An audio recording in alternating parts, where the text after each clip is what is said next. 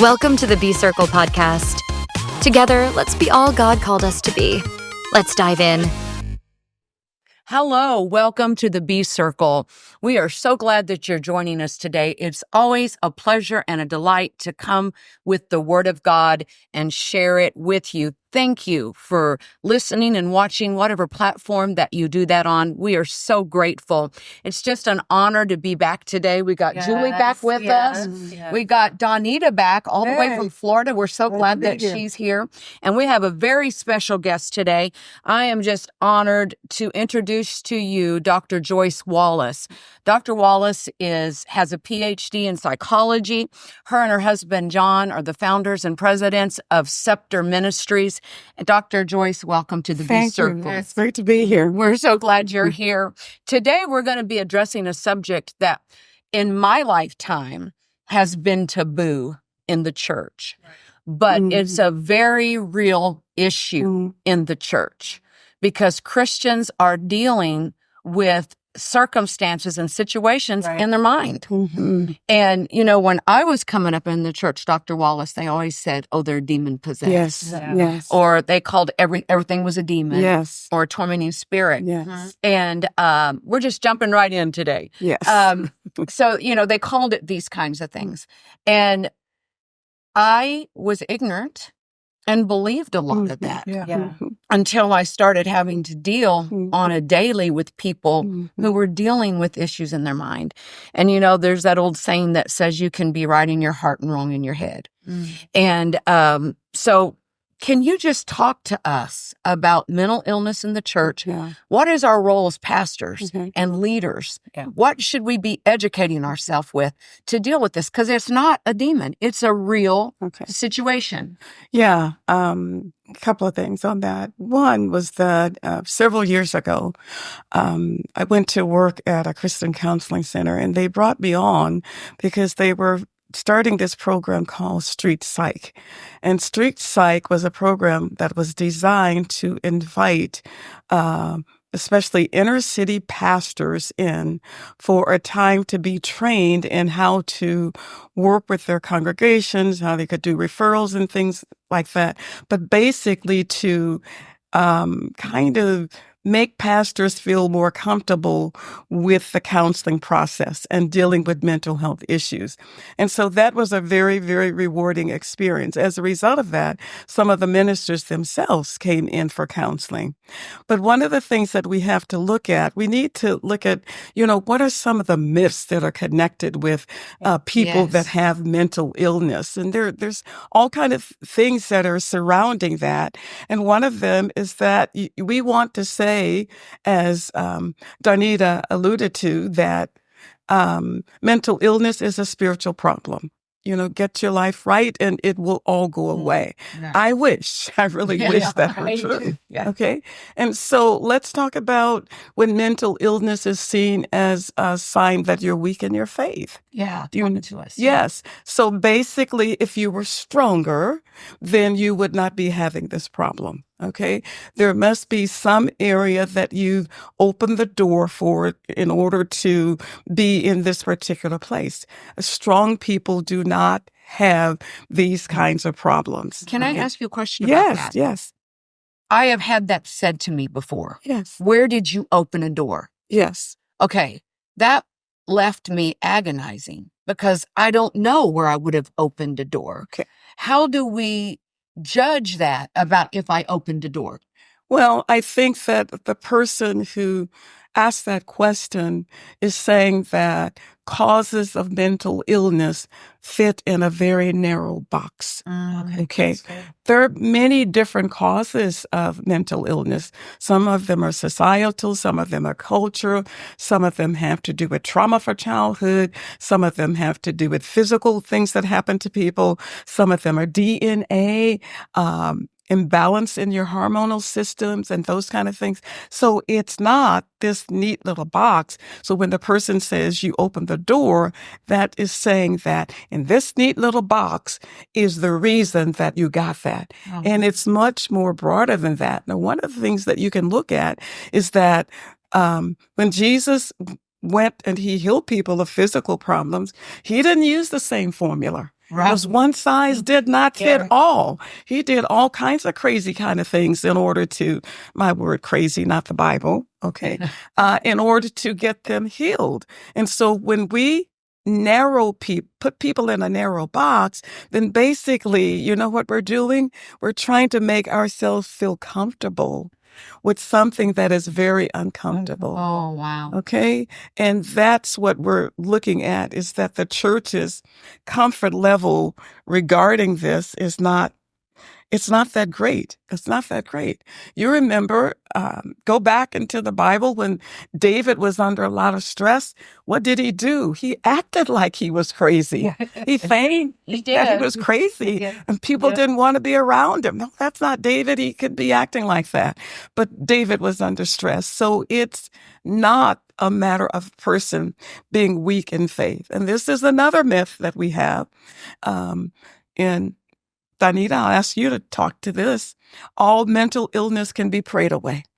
Oh, we were made to feel less than if we took medication. Yes. Yeah. But we'll take medication for diabetes. Yes. We'll take medication for a migraine. Yes. We'll take medication for all of these other things. But if we take medication for a mental illness or a depression or whatever, then we're less than. Yes. And it's even less than spiritual to ask for that kind of help. Yes. If I ask for that kind of help, I'm showing weakness. Yes. And yet, if you have my supply, if you have an answer for me, how foolish would we be not to ask one another? But I've lived in a home with mental illness, and we've prayed till we were blue in the face, and we've had everybody pray till we were blue in the face. When there was a medication that balanced things. And yet for years, you felt like you were sinning if you took that medication. It was lack of faith. I think it's one of the things that we come up against is that if you break a bone, then I can easily figure out how that happened. And that's a comfort level for me. But when it comes to the mind, which we can't see, and we make assumptions based upon behavior that people exhibit, these things take us way out of our comfort zone. Okay? So we have to realize, first of all, that we are uncomfortable when it comes to addressing these kinds of things and looking at them. And I think one of the reasons that we're uncomfortable is because we really haven't sought the Lord about them to find out what He would have us to do and how He would have us to deal with that. It was very much upon the Lord's heart, because He said that one of the ministries that Jesus would have, He would heal the brokenhearted, right? And what did He come to the prophet and tell the prophet to do? He said, prophet, you're responsible for bringing comfort to my people. Comfort you, my people. Bring them some source of comfort.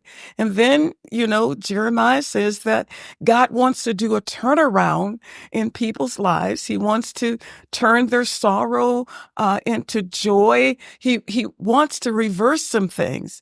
But we are uncomfortable with our skill level in terms of dealing with people that have mental illness. And that's something that we can increase. The good news is that we can increase our skill level. We don't have to stay in that place of ignorance, but we can do something to change that. That is so good. Yeah. So we could educate ourselves then differently, because I feel like in my lifetime, they've always said, go to the Word, go to the Word, go to the Word, go to the Word. Yes. Okay, well, we can do that, and I know the Word works. It does work. But sometimes you need a natural education on how to deal with that. Yes, we do. Is that correct? That is correct. Julie, you want to pipe in? I was just thinking that. I'm just thinking like we can pray, and God can move, but if we're not educated what we're praying about specifically, I think you have to know what you're praying about, and you have to ask, how do I pray about this, God? I don't even know. how to pray about this. Yeah. And I know in my lifetime, same as you, it was very taboo. Like you didn't talk about things, or you got taken to the pastor. Yeah. And then the pastor would tell you, well, you need to pray, or so I think mental You need deliverance. Yeah, you need deliverance. Yeah. You need to quit sinning. I heard that before. Well, if you'd stop sinning, this wouldn't happen to you. Yeah. And I have a daughter that struggles with I think it's DDP. I can't remember the actual name of it, but she struggles with it. And for a long time, I thought, I'll just leave her be and let her work it out. And the Lord dealt with me about that. And so I had to dive in and went to a therapist and found out a book that would help me understand her. Yes. And once I began to do that, the conversations opened up more because I wasn't coming at her. I wasn't giving her a fix. Yes. I was linking arms with her and how to walk through that. Absolutely. Yes. I'd like to say to our listening audience, if you need help in these areas, I encourage you to go to betterhelp.com. I have went there. I have spoken to a therapist there, and I'm telling you, you're not crazy to do that. That's right. No, It's life-changing Absolutely. because they can give you tools to work with. So Yes. again, that's betterhelp.com. Yes. And the Bible says that the question was asked, is there not a balm in Gilead? And then if there is a balm in Gilead, then it goes on to say, then why is the affliction of my daughter, the daughter of my people, not healed? So basically what God was saying was that there's a remedy. I mean, there's even a natural remedy for some of the things that's going on with you. There's a balm that you can make and comes from Gilead, from the trees there. So he was saying that there is a natural remedy that you can tap into. So, but if that remedy is there and you're not tapping into it, then you're going to still be sick. And so what we're saying is that there are some natural things that you can tap into that will make a big difference. And I want to backtrack a little bit, and I want to give you some statistics, because sometimes we think that, well, this is a problem, but it's not a major problem. But it is a big problem. So let's look at it. Okay. So, about 1 in 5 people will experience anxiety and depression in a given year. 1 in 5. Okay. So if you have a church of 100 people, then you can say 1/5 of your church is suffering from mental illness. Okay. That's astonishing, isn't it? Yeah. And it's staggering. We don't think about that. Count 1, 2, 3, 4, 5, you're it. Okay. Oh, wow. So 1, 2, 3, 4, 5, you're it. So when you look at it that way, you see this is a major problem, and it's not out there. It's in the church. And then statistics say that about 15 million adults have social anxiety disorder. 15 million. 7.7 million suffer from 19 million have a phobia disorder. 7.7 million PTSD. 16 million are living with major depressive disorder. Wow. And that's in the United States alone. Wow. So you multiply that worldwide. So it's basically what we're saying is that there's an elephant in the living room. Wow. There's an elephant in front of the altar. There's an elephant in the pews that we're not really paying attention to. And it's not going away. And with COVID, that there was like a 25% increase in mental illness after COVID, during COVID and after COVID. And people that were traumatized during that time, and that was a worldwide event, people that were traumatized by that, they're still dealing with it to this day. One of the ways that it shows up even is in the medical profession that was traumatized during COVID. So we've got a big problem, okay, that God is asking us to move into compassion and mercy, because mercy is a healing characteristic, and to begin to really say, we're going to deal with this problem. Okay, so let's look at our brothers and sisters and those people that we admire in the Bible that were so strong and had no weakness among them. So let's look at some of them. Okay. Yeah, let's talk about those people. Yeah, let's talk about some of those people. Yeah. Okay. Do you know any of those people that suffered from depression, anxiety, those kind of things? Are you familiar with any of those people in the Bible? Okay. I love Hannah. I love the prayers that she prayed. But girlfriend was extremely depressed. Mm-hmm. She was extremely depressed, okay? So much so that she showed symptoms of depression. She wouldn't eat. She was isolating herself. She was withdrawing. She couldn't connect with her husband, the things that he was doing. Her social relationships were suffering. Girlfriend had a major problem with depression, okay? All right. So she's someone that we look and we see how God transformed her life, and she gives this beautiful prophetic song and all of that. But she suffered from depression. Okay. And I would dare say that even after she left her son Samuel at the temple, that was hard on her, being separated from her child. Mm-hmm. And she probably still, in some measure, suffered with depression. Okay? Yeah. All right? But suppose we had kicked her out of the temple. Suppose we had kicked her out of the temple. Yeah. Look what we would have lost Right. in terms of her son Samuel. Wow. So you guys, do you know other people that you admire in the Bible? And Well, I was reading about David. I think it was in like Psalms 37 where he said, "How long will I be like this?" yes, Yeah. yeah, He said, I've sobbed all night. My Yes. pillow's wet with tears. yes, He said, my groanings are more than I can take. yes. That was David. And I Yes. love David. Yeah. And David was a strong man. Yeah. Yeah. And he's a mighty warrior. He's a warrior. Yeah. But he suffered from depression and he suffered from anxiety. Yeah. He talked about fear a lot. A lot. If you read the Psalms, he's always talking about fear an awful lot. That's anxiety. We would call it anxiety. So David suffered from fear and anxiety, and he was a mighty man of God. Who's your favorite? Well, Ezekiel, the great prophet who goes, Yes. and gets in Jezebel's Yes. face, Yes. but then he runs off scared. Yeah. Yes, he And he did. said, "Why don't you take my life?" Yes, he did. Yes, He's he saying, did. "Why don't you just kill me before they get to me?" Yes, he did. Yes, he So, did. Yes, he did. he went from great exaltation Yes. to the pit. Yes. A little bit of bipolar stuff going A on there. little bit. A little bit. Yeah. As did Elijah. Yeah. As did Remember when Elijah. he got under the broom tree, Yes. he said, Yeah. I want to die. I want to Take die. me. It's enough. I'm finished, God. Yeah, and he said, I'm through. Yeah, and maybe some of you out there have had those thoughts depending upon what you were going through, and you're going like, it's enough, God, I can't take it anymore, I can't handle this. You may have had those thoughts too. There were other people in the Bible that had those thoughts. What we want you to know is that there is help for you. Right. There is a way out. You don't have to stay in that position. You don't have to stay there.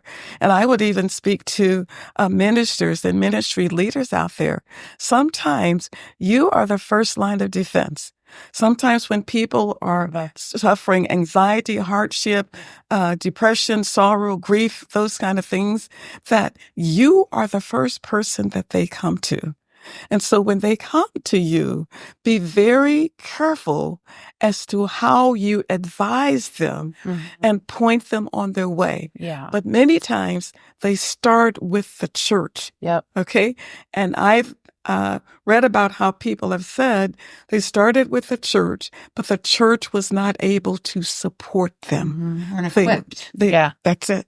They were not equipped Yeah. to support them. Because as a pastor's wife that works alongside my husband, I have failed people in this Yes, area in the yes, past. yes. And I know that I have. Yes, And I have yes. asked the Lord to forgive me Yes. for not educating myself Yes. better to Yeah. realize Yes. this isn't a demon. This Right. is a sickness. Yes. Right. And educate yourself to help them. Yeah. So, Right. you know, Yeah. I'd really like to address something else. Ministers who deal with that, if you aren't careful, you will take on the weight of that and not give it back to the Lord, and you'll get PTSD from dealing with all of those people. And there has to be a place that you can release it to the Lord, but also talk to somebody. Right. We've made it almost taboo to bare our soul, and yet the word says, bear ye one another's burden. Right. Yes. So if you get in that place, because during COVID, we lost several people in our church, and I watched my husband come under the weight of that. Yes. Yes. And I thought, no, we have to give that to the Lord, knowing that to be absent from the bodies, to be present with the Lord. Even though we lost them, we couldn't carry the weight. And it's real easy as a minister to think we can carry it off. Yes. And we can't. Right. We think we're built differently than the next person. Right. Yes. We think we're built and we can handle it all. And at some point we can't. Yeah, it's true. I would, when I would see ministers for counseling, in counseling, one of the first things that I would tell them, because I would see what you're talking about, I would say, the people may believe that you're God, but you better know the truth. That's good. Okay. Yeah. Good. Yeah. Okay. And I think that's the place that it is important to come to. And I think that was one of the outgrowths, one of the fruit of that street site ministry, was that we would get more ministers in for counseling. And one of the things that I would do is that I would make it a point to go and visit one of them at their church on Monday mornings. And we would talk about, what did you share? What was your sermon about? What God's doing in your church? What are you struggling with? And this is apart from a counseling session, but to connect with them and give them space to find somebody that was more or less neutral to them. Because sometimes it's very hard for a minister to find somebody, to really talk to that you can feel comfortable with, and people won't hold it against you or judge you or criticize you and all of that. And so I became a safe place for them, and they began to share as a result of what was going on. So there are people out there that you can connect with, that you will be able to share and to feel the support that you need. And this is what we're talking about, finding the support that you need.